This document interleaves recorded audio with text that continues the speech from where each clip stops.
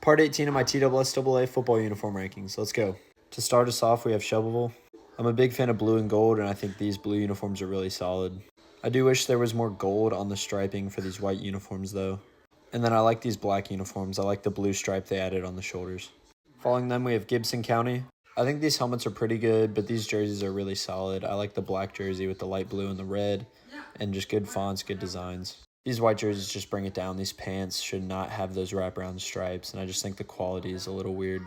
Next up is Friendship Christian. I really like this set. I like the dark green helmet and the black uniforms. I feel like the black and green works well together, and I like the anchor helmet stickers. And then this dark green works really well with the gold, and I like the design for these. They use a different design for every uniform, and I do like these. I feel like you can't really see the gold stripe as well, but I do like the gold numbers. Lastly, they have these gold uniforms, and I like the fact that they have a gold uniform, but I'm not a huge fan of how these work out. Following them is Rockwood. Another green and gold set. I really like the stripes on these. I'm not a huge fan of the thick collar, though. I think it does work better on these white jerseys because the collar's darker and it kind of blends in well. Here we have Notre Dame. I'm a big fan of these green jerseys. I like the gold stripes on the side, and it balances really well with the white numbers and the gold collar and the gold helmet. I think these white jerseys are very clean. I'm just not a huge fan of the pants with the thick stripe and the name on the side. Following them is Mount Juliet Christian.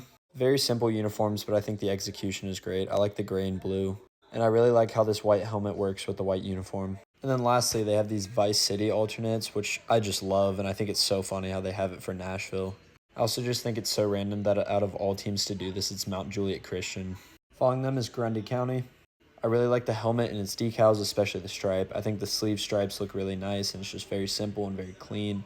Not a huge fan of the gold belt. I feel like it disrupts the flow. And then they have these white jerseys, which aren't bad. I really like the reflectiveness. And then they have these blackout uniforms. My only issue with these is you can't really see the purple that well. Next up is Ripley. I really like how they took just the straight up block numbers. A lot of teams just go plain with that, but they added the stripes on the sides. My only issue is the white panel on the side, and I feel like the black face mask just looks out of place. These white jerseys are really clean. I like the silver outline on the number. And then these black jerseys just look crispy. Following them is Whitehaven. All of their jerseys are two-tone, and I think the plain black helmet makes this just look so tough. I like how there's not much going on, but it still says a lot. And then they have these gold Jordan jerseys. These were the only pictures I could find, though. Finally, we have Rockvale. It's a bold choice to go royal blue and light blue, but I think Rockvale does it really well. If they had a royal blue or a light blue face mask, this would bump them up so much more.